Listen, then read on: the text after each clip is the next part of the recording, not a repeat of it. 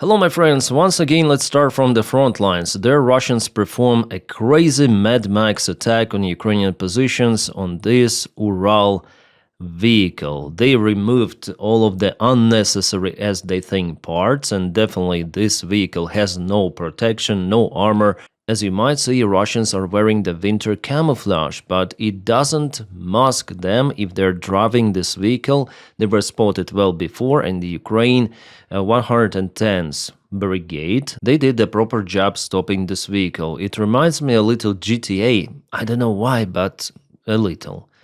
Oh, this is the electronic warfare they have, this box that allegedly is built to save them, but as we see, even surveillance drone is freely flying out there, so it doesn't help. Russians, why is your anti-drone system not working? Why are you driving like Mad Max? Oh my god!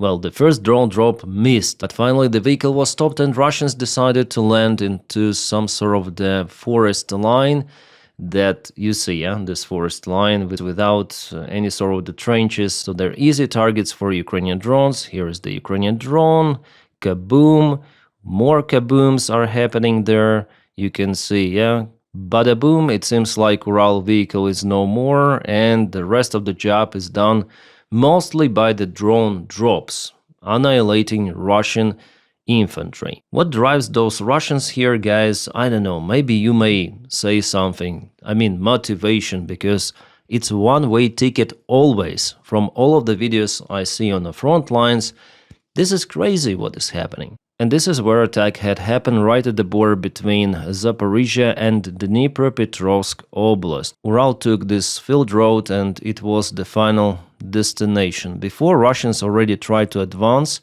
using the same way towards Radisne, but just with infantry forces. They were also annihilated. Ukraine controls all of this direction. As you see, our guys are very effective, but Russians, they're using their Lancer drones and also FPV drones on Ukrainian positions. I think that the distance here is roughly 20 kilometers. Well, Russians continue to make their suicide attacks. And by the way, we have more videos coming from Russian failed attack towards Novopavlivka. Yeah, here we have the video. It was shared by Ukrainian volunteer Sternenko, a biggest drone volunteer who is now also the advisor of Ukrainian defense minister. It is absolutely great. I see some of the positive changes.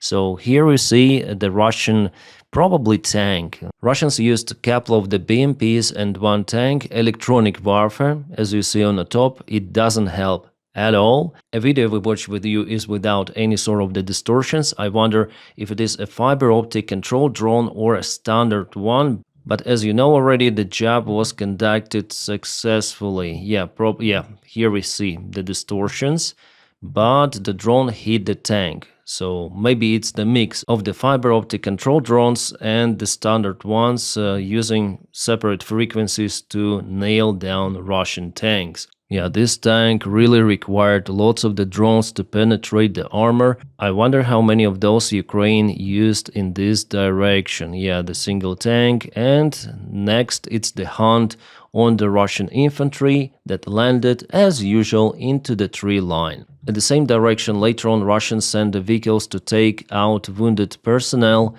but it doesn't work, or didn't work, let's say. Here we see the emergency evacuation from the vehicle. Probably they saw the drone coming, but the driver was inside. And we have some of the videos from Pokrovsk direction. There Russia usually goes with all-terrain vehicles or Lada vehicles. And here it was one more convoy. Russians are running away, but it's kind of late for some of them. This is UAZ probably, and this is ATV. Yeah, absolutely fantastic operation done by our defenders. They're very, very capable. This is the Russian Grad system. It was hit by Baba Yaga drone that drops the mortar mines. So it was significantly damaged, and the Russians, they're evacuating this vehicle. It's not driving on its own, it's been towed. As you see, this is once again Ural truck or lorry if you are from UK, and definitely there's something, yeah, shrapnel, you can see, yeah, it is significantly damaged. It's a no-go. Maybe it will be even scrapped because the entire unit should be changed, and yeah, even the frame I see is damaged. Great news from Zaporizhzhia direction. This is Stepnohirsk settlement. It's been cleared by foreign volunteers or mercenaries who are fighting for Ukrainian army. Building after building, they're getting rid of the Russian occupiers. Russia tried to propel towards Stepnohirsk. They even landed their forces there with the help of the small infiltration attacks, so the great part of this town went to the gray zone. Well, now Ukraine counterattacks. This is the geolocation where the fight was ongoing in the residential area of Stepnohirsk, which is the gray zone. Russians are trying to occupy Stepnohirsk for already second year.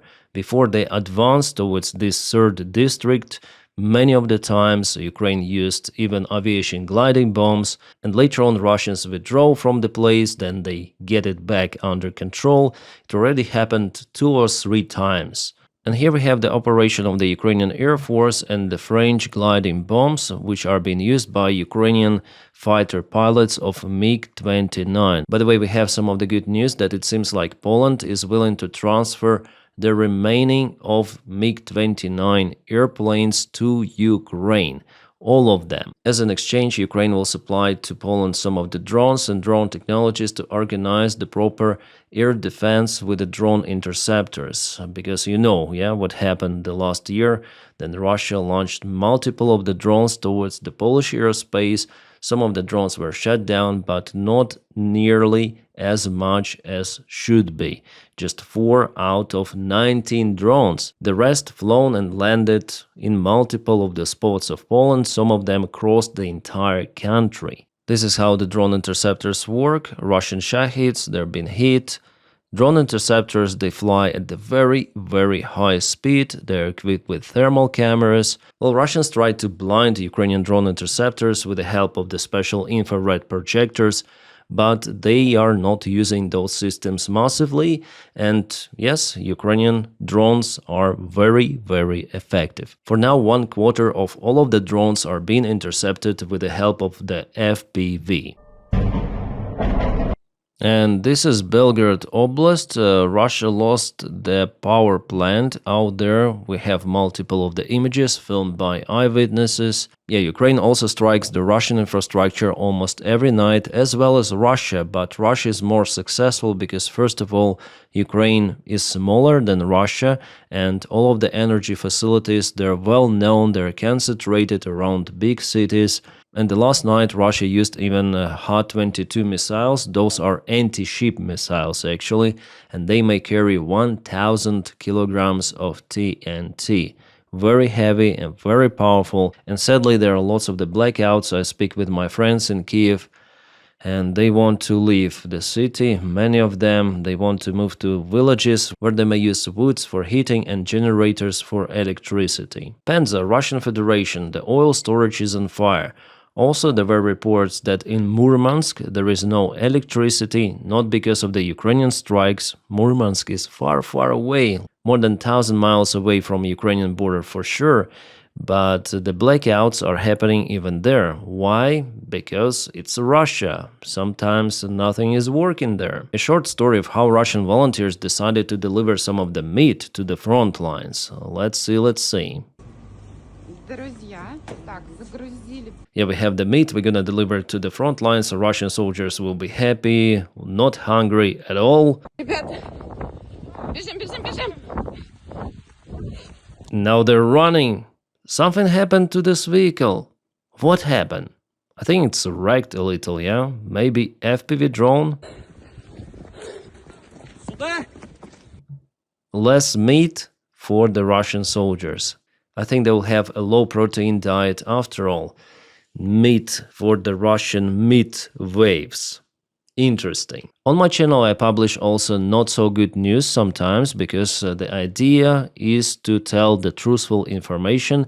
So this is Mi-24 of Ukrainian Armed Forces, Ukrainian Air Force, it's better to say. It was hit by maybe even Russian Lancet drone. I guess it happened on some of the airfield. Definitely Ukraine lost one of the helicopters. It's on fire, it's said, and this is the high quality image.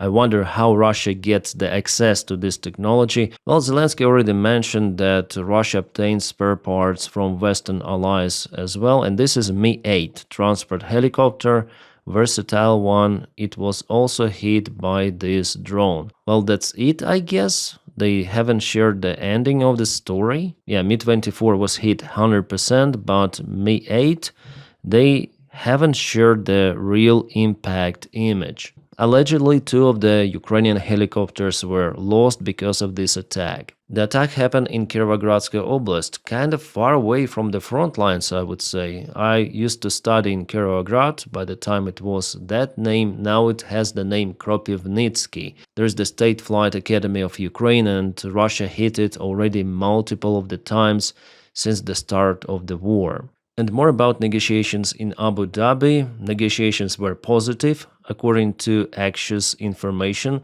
published in their media. But what was achieved so far, I'm out of clue.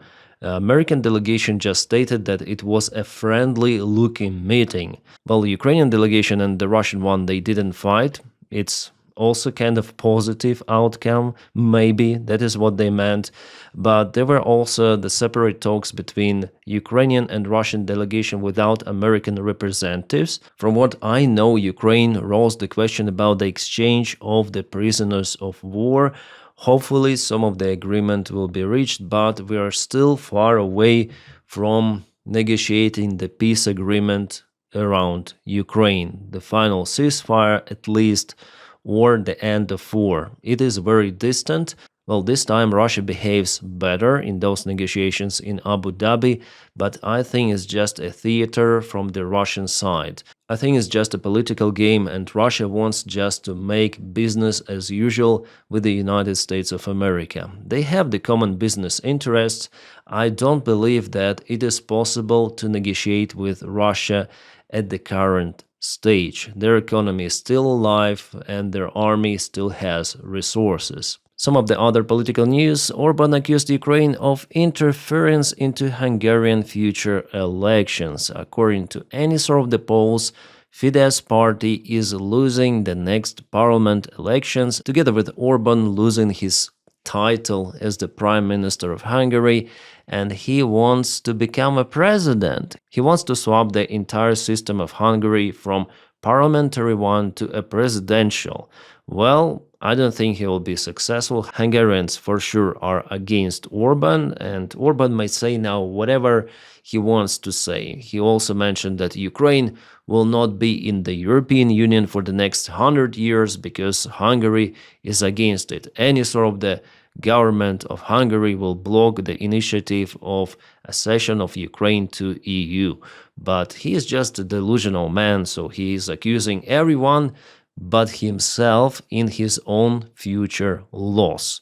Fail. And Oil Reports also writes an article about it, that Orban accuses Ukraine that it went on attack against Hungarian patriotism or something like that. So absolutely delusional, blah blah blah, a usual one from Orban. Well guys, it's all what I want to say in this video. By the way, thank you for making this content possible with your kind support on Patreon and also membership of the channel, and also with your subscriptions, likes, and check me out also on Spotify, because there I upload my videos plus some extra content from another YouTube channel I put all together in Spotify. Guys, I wish you all a peaceful sky wherever you are, and have a great time.